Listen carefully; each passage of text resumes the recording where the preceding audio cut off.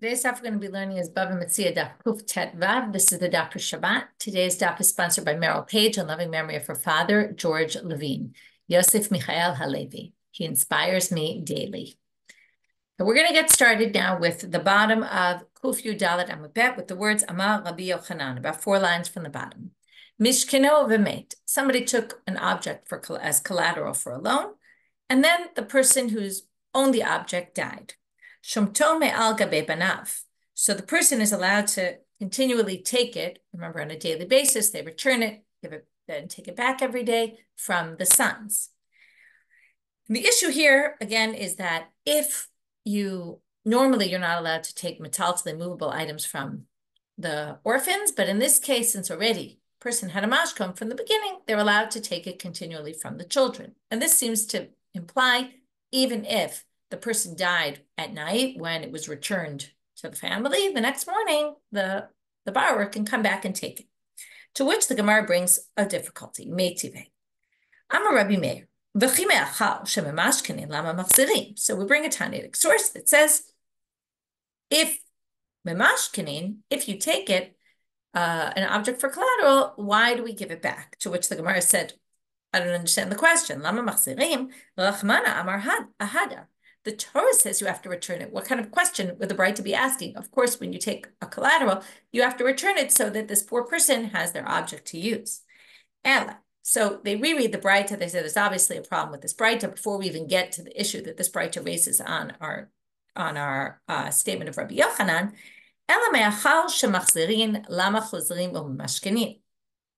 Since we're going to return it on a daily basis, then what's the point of keeping it as an object of collateral? To which they answer,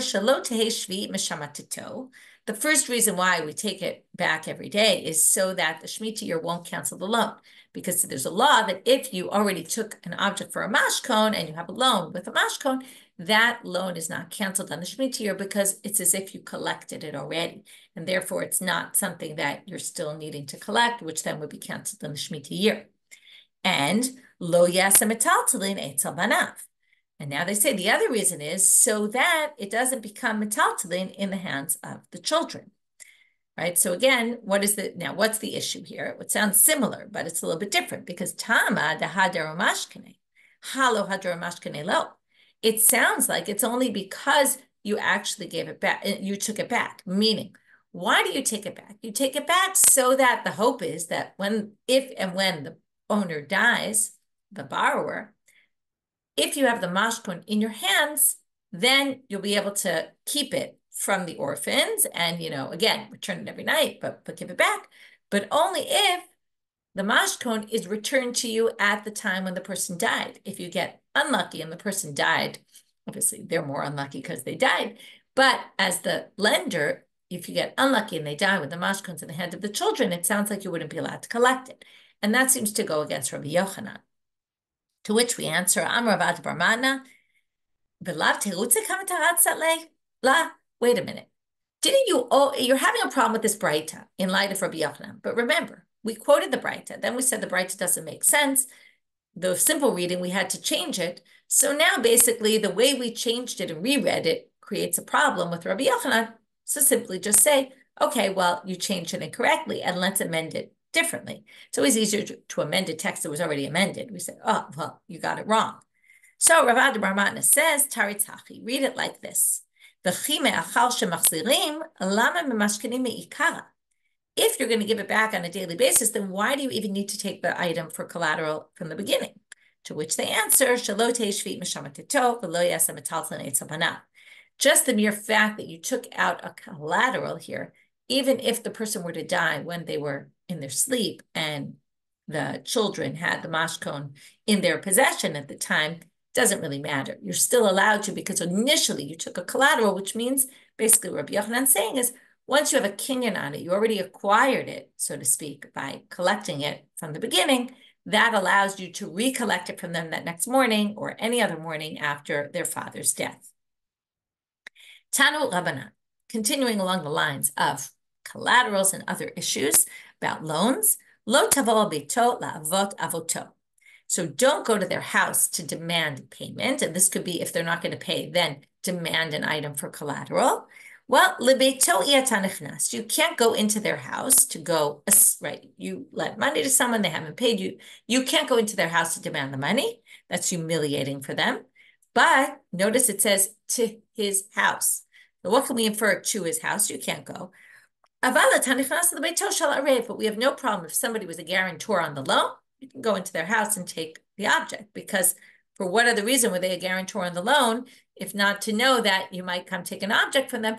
And since it's not their loan, it's not humiliating. The whole idea is it's humiliating for someone who can't pay back the money, that you're now going to his house to demand the funds. And how do we know this? Because it says here, okay, this is a pasuk in Mishlei, which says, Lekach bigdo ki arev zal.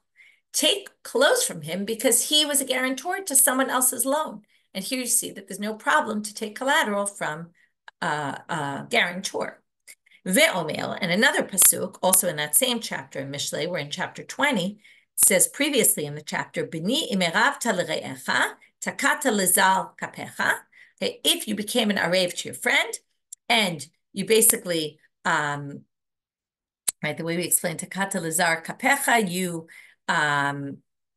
think you gave your hand to, right, you gave the ability, I think this means also the ability for someone to collect from your hand. Just check, right, takata kaf liot, right, you basically put out your hand to be a guarantor for someone else's loan. No kashta be'imrei picha, you got yourself stuck because of some statement you made, or no kadita be'imrei picha, or another similar term, you kind of got yourself caught up in something you committed to do, or something you maybe said wrong improperly to someone. This is what you should do to save yourself from the situation. So how do they explain this? What is this hitrapes, right? If you got yourself into your friend's hand, meaning you committed to be a guarantor, lech hitrapes. So what does it mean hitrapes? Imamon yesh lo biyadecha hater lo pisayad. If it's, okay, so now we're going to explain hitrapes, and then we'll have to explain what it means lahav re'echa. So if it's money, then hater lo pisat yad, open up your hand and give the person money. In other words, you want to save yourself from this predicament. The guy's coming, he needs the money, so pay it up. V'im lav, harbe lav re'im. And if not, and it was this is if it wasn't mamon yesh lo biyadecha, but it was more something you said to someone and you insulted someone, you got somebody upset, then bring a lot of people and apologize in front of those people to show that you really mean what you said. You know, you mean now to take back what you said.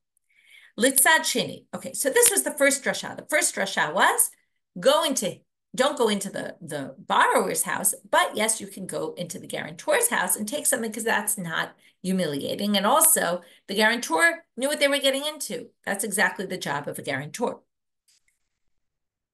Litzad sheni, a different way of darshaning libeto, and a different inference from this pasuk. Libeto yata nichnas, aval ata nichnas l'schar katef, l'schar chamar, l'schar pundak, l'schar duknaot.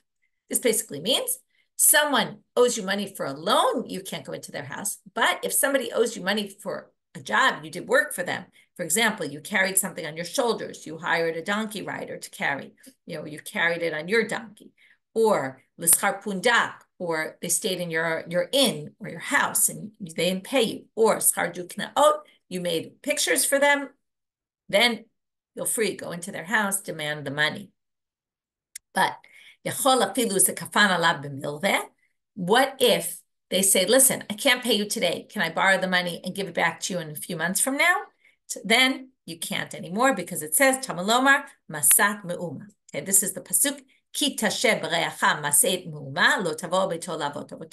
So here it says, when you owe your friend Masei Me'uma, meaning any kind of obligation, which comes to include they owed you money for a job done and they moved it on to some sort of loan. So they shifted it into a loan. If they do that, then you can't demand the money from them.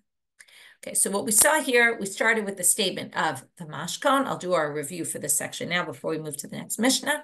We started with Rabbi Yochanan's statement and a contradiction of Rabbi Yochanan's statement about If the mashkon is in the hands of the orphans when the father dies and the next morning the person wants to come, they're allowed to get it. That seemed to contradict some other source. We reread that braita to fit into with Rabbi Yochanan.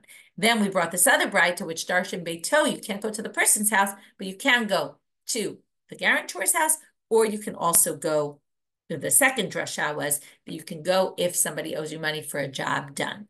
Now we go to another Mishnah, same topic. Almana. We have a widow. Ben shehi aniyah, ben shehi ashira, whether she's poor or rich, we don't take an object, a collateral from her. How do we know this? It says in the pasuk, lo tachbol beged almana.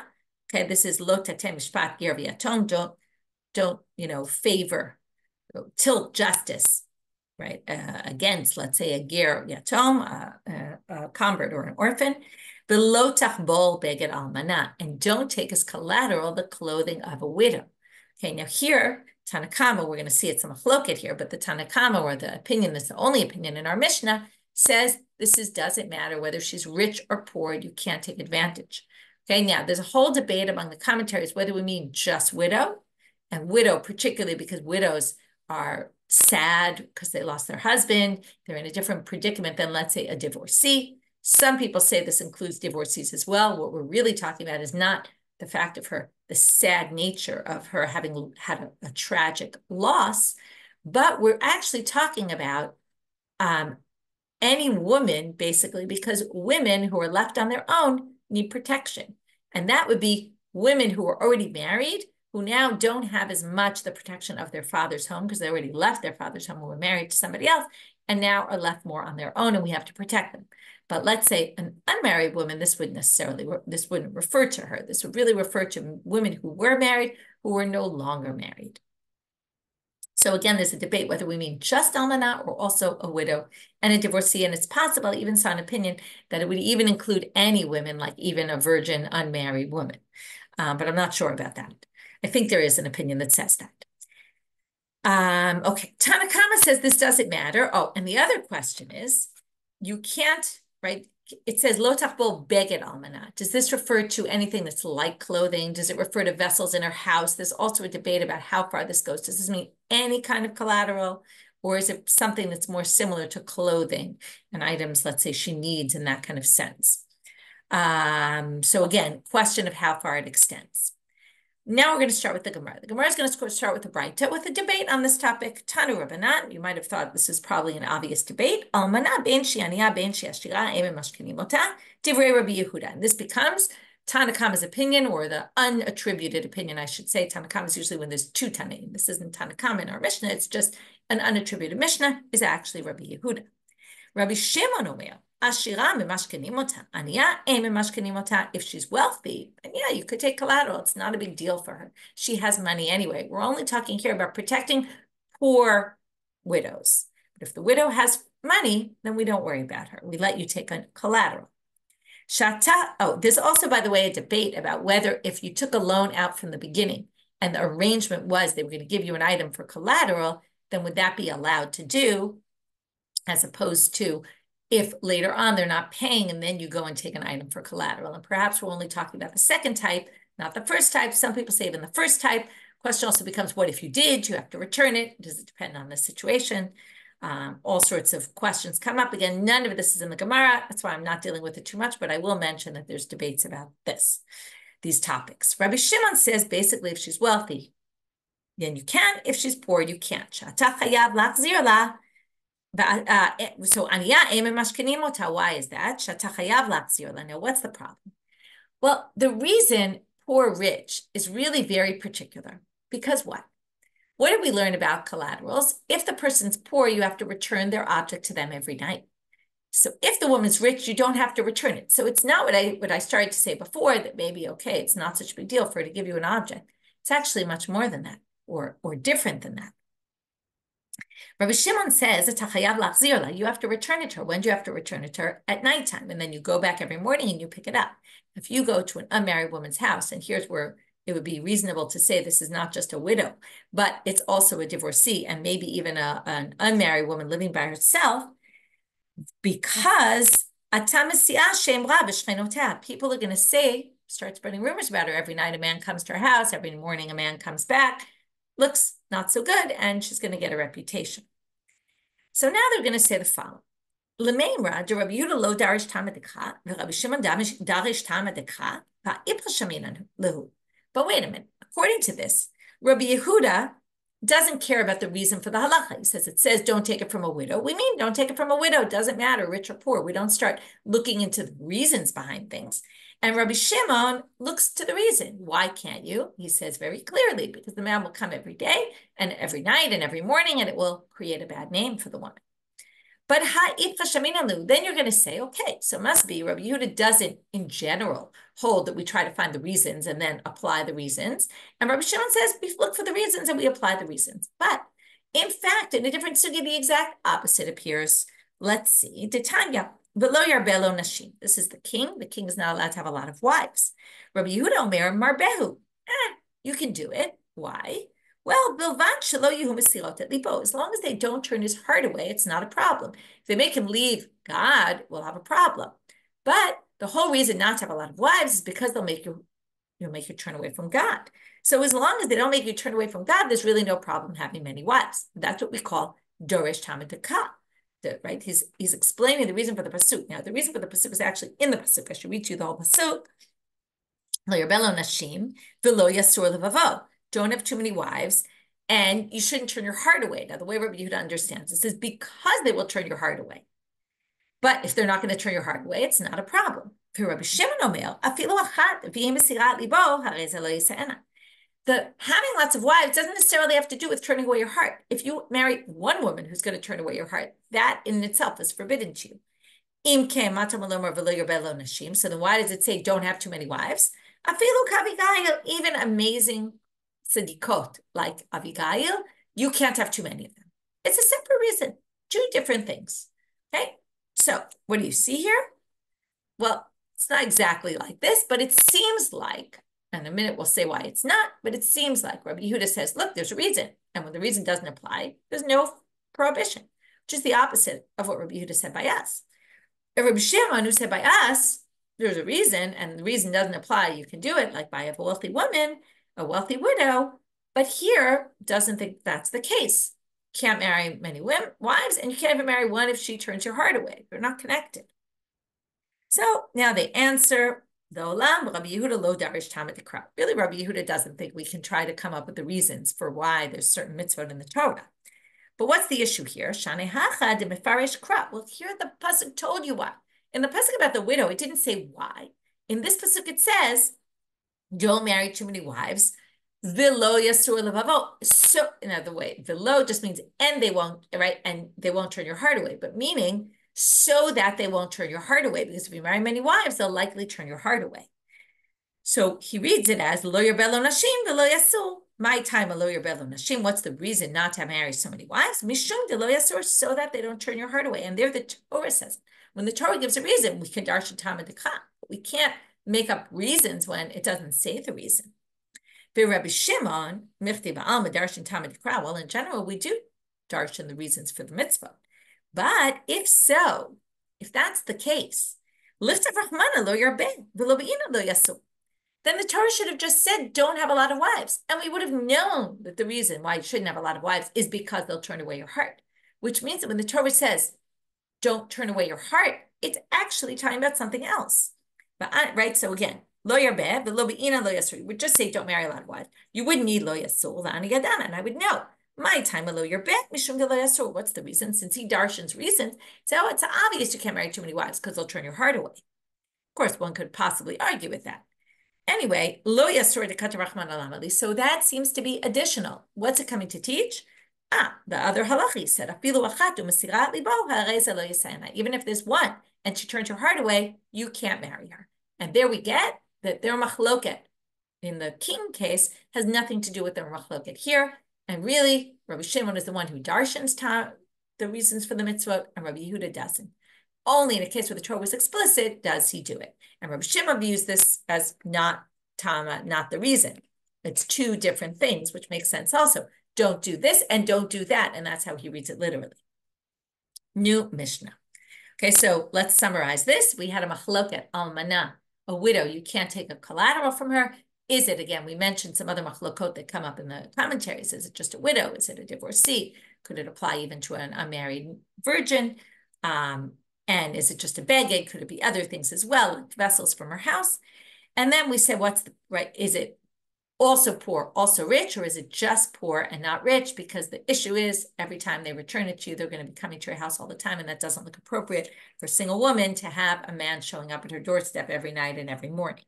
And then how does this match up with Rabbi Yehuda, Rabbi Shimon in the king case, and disconnecting those two sugyot? New Mishnah. Hachover et harechaim over mishum lo ta'aseh.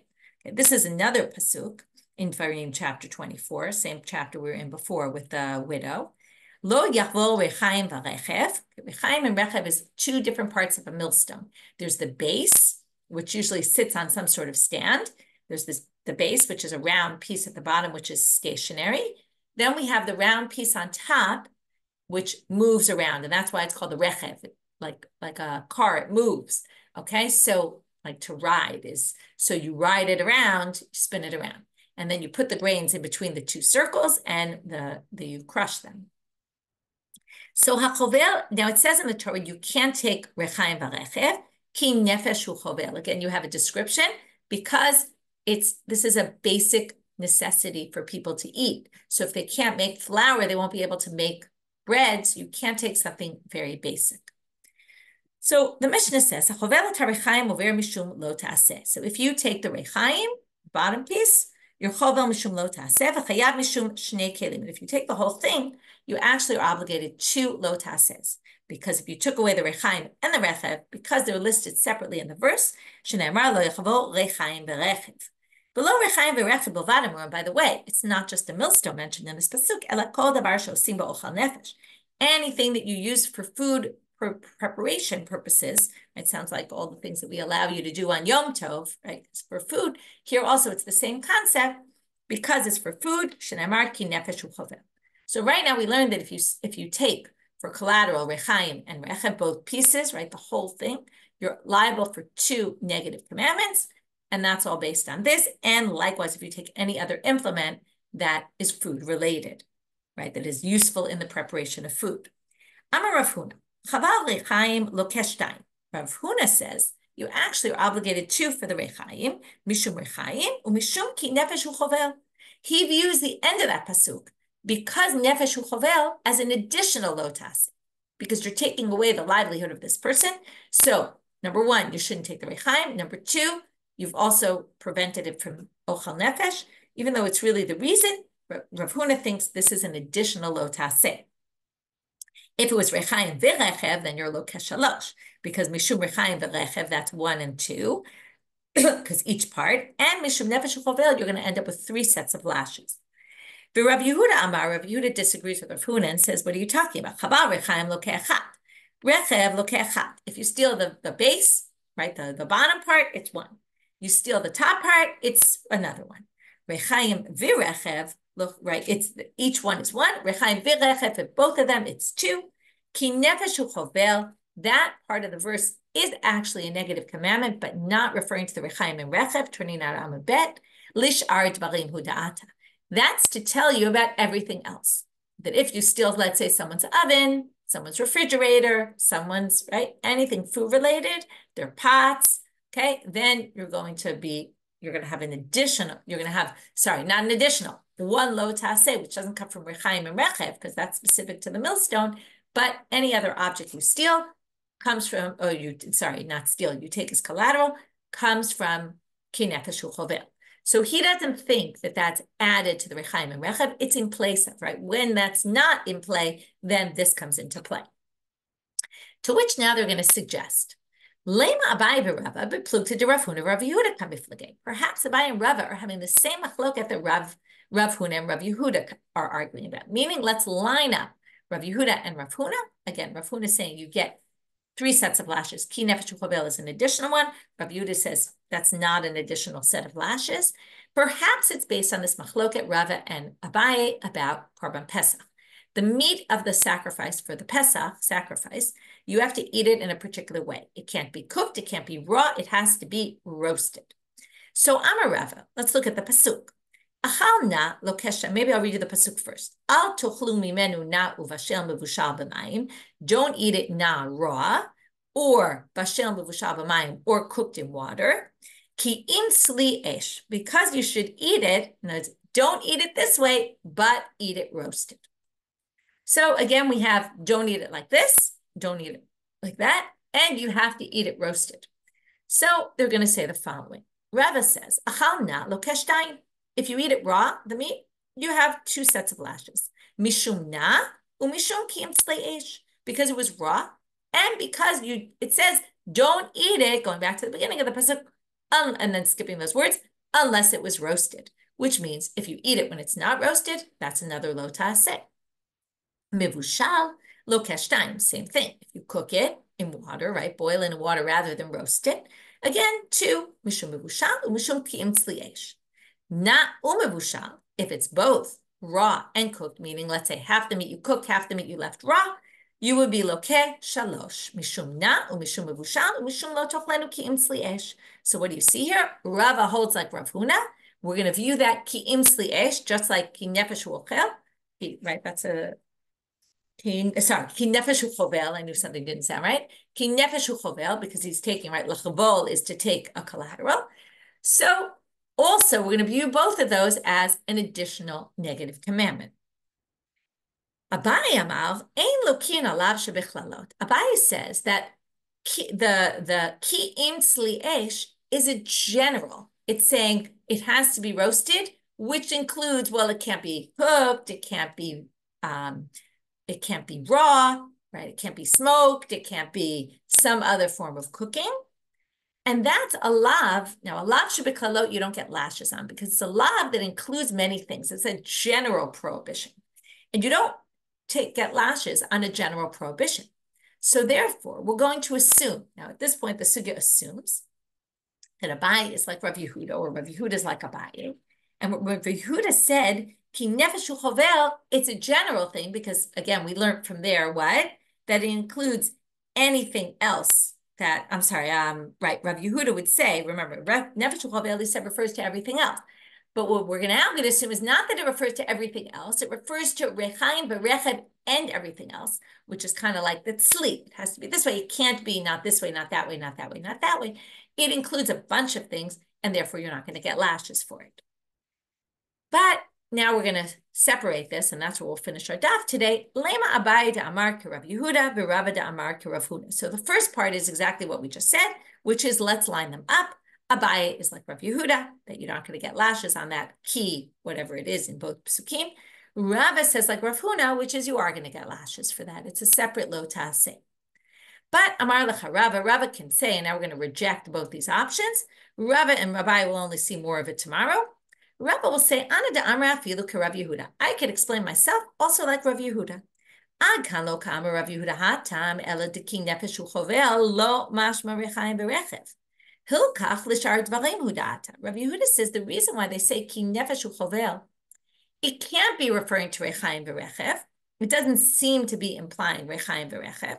And therefore, what is it coming to do? It's coming to teach what we didn't talk about yet. We talked about two types, right? The two parts of the millstone. Now, ki nefesh u'chovel is coming not to overlap, but in addition to rechaim berechev, this pasuk now includes other things. And that's why for rechaim v'rechav, you're not going to get three, because it's not even referring to that. That's different from tzli esh. Tzli esh is referring back to things we already mentioned before, and therefore, Rava could say, right, in the case of, ki nefesh u'chovel lo mashu rechaim v'rechav b'chol shar dvarim muda'ata, aval hacha, ki im tzli esh l'mai ata, shma mina lelav. Tzli esh must be referring to the previous section. And since it's referring, because if it's not tzli esh, he didn't think there was a huge list of smoked and many different other ways of cooking. He thinks that tzli esh is basically saying not cooked and not raw. And therefore, it has to overlap. Okay, whereas in the case of the collateral, the millstone, there's so many other things that are included by the second part of the pasuk. The Rava will say that second part, according to Rav Yehuda, stands alone. and doesn't overlap with Rechaim and Rechev, and therefore you're not going to get 3 if you did all of it. But in the case of Pesach, we are going to say that it overlaps. And since it overlaps, we're going to end up getting 3 for it. Okay, because he doesn't view it as a lav shebeklalot. He just says this is going back to the others, and it's basically saying you're going to get a lo taseh, also an additional set of lashes for eating it not roasted, which would be cooked or raw.